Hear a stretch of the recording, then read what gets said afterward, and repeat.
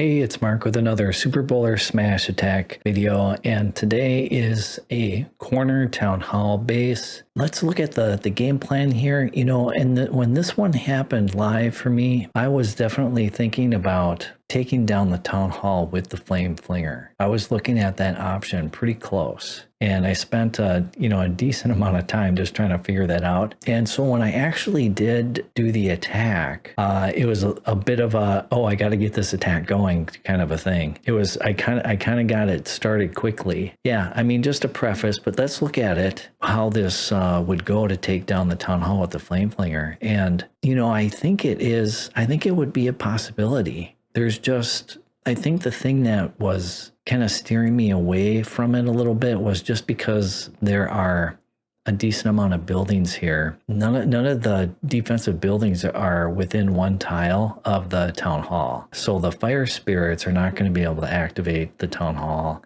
and put some extra damage on the Town Hall. And it means that the Flame Flinger would have to get through, you know, this cannon, the wizard tower, cannon, archer tower. It's, you know, it's good that these storages are probably going to go down just because they're within a tile. They're one tile away from defenses. And this bomb tower will probably go down. That's a few defenses. I mean, that's 5 defenses. And then the Flame Flinger has to have enough health left in it to be able to take down the Town Hall. And there are a couple of battle builders behind it as well. And when I started to kind of see that, I'm like, maybe I shouldn't try to take down this Town Hall with the Flame Flinger as much as I like being able to do that. It's such a satisfying way to take down the Town Hall. Plus, it usually ends up being a good way to do it because the troops don't have to travel through the Town Hall poison bomb. And so let's look at the other options for entry. If we're not going to bring the Flame Flinger in at 6, let's look at 12. Why not? Because the eagle is up there, so it'd be really nice to be able to get the eagle down with the Flame Flinger. And probably the biggest problem with this, with the 12 o'clock side, is this clan castle here.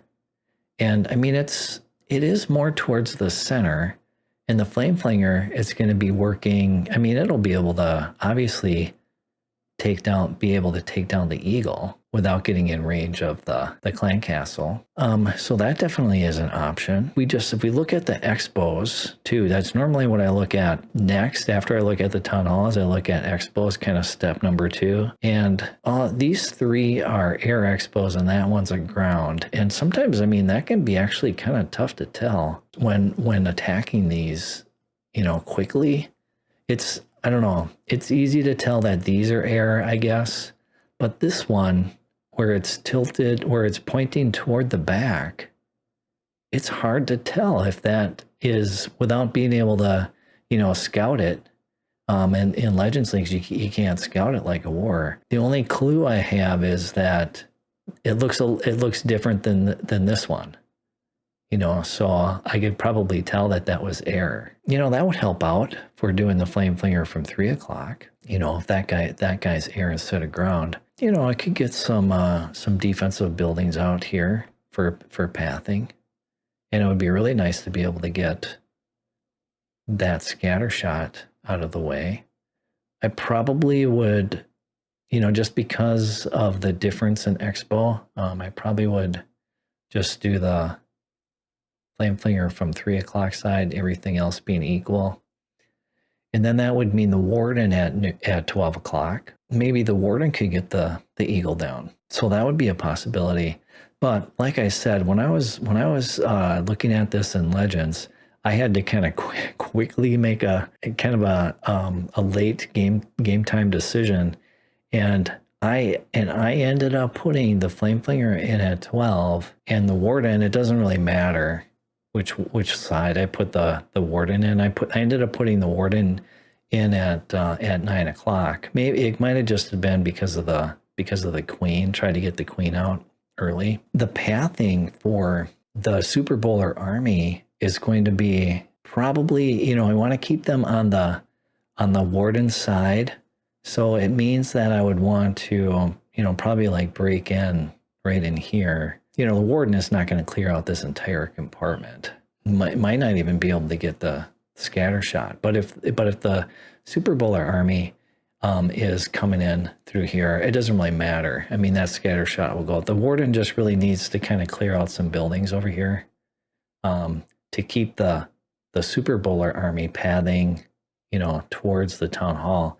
And so the jump would want to go like kind of in between here to get them to jump into this monolith compartment, and then another jump like right below that monolith to be able to get the troops into the town hall compartment. So that would be the pathing, and then kind of rage them along the way. You know, these walls for that pathing, it kind of helps a little bit. The Super Bowlers are gonna be able to take out, you know, there's quite a bit of value in here. The Super Bowlers would be able to take out, you know, these expos, monolith, you know, the inferno towers, this scatter shot, and they probably not going to be able to get this scatter shot. Most likely, you never know with the triple bounce. They might be able to, but I wouldn't normally think it would be able to get that scatter shot out though. Probably something left for the cleanup part of the attack. And so yeah, let's just go ahead and see what happens here. Yeah, and so there it comes, the Yeti and the Flame Flinger up at 12 o'clock, just like I mentioned, and then the Warden with the healers behind at 9 o'clock. And so the Flame Flinger is working away, but you can see that, I mean, I've already used 2 Yetis, and there's still 2 mortars up. Now the last Yeti goes down, and it wasn't able to take down that multi-mortar. I'm like, I'm in a tough spot here, so I start putting Loons down, and I know that when I did that, I knew that there's a good chance I might pull a clan castle here, because if those Loons survive, and then sure enough, it pulls a clan castle, and that's bad news. So the wheels are starting to fall off. I know I'm going to lose my Flame Flinger here. I think I actually tried to save it. Yeah, I put that freeze spell, I mean, just in kind of reflex, and put the queen down. The Flame Flinger opens up, obviously. I start getting my main army in now. I'm like, okay, we just got to roll with it. And this is not off to a good start. I don't normally want to have the queen on that side. Just all by herself. I like that queen to be in with the rest of the army. I don't know, in hindsight, maybe I should put the king down there, but I'm bringing in the army. The queen is targeted by the single. She loses her ability already in the beginning of the attack. But, you know, we march forward and raging up the Super Bowlers. They're pathing now towards the town hall. So that part is really good, jumping him towards the town hall. And the king is getting in there too. It actually has a decent amount of health in him. I bring in the royal champion up on the right hand edge to help out the queen. See if I can't keep that queen alive, because she's normally pretty critical to keep alive for the end of the attack. And so the royal champion is kind of working away. The Super Bowlers actually took down the town hall and did a huge amount of damage in that town hall compartment. Just massive amounts of damage. And now here comes the royal champion with Diggy.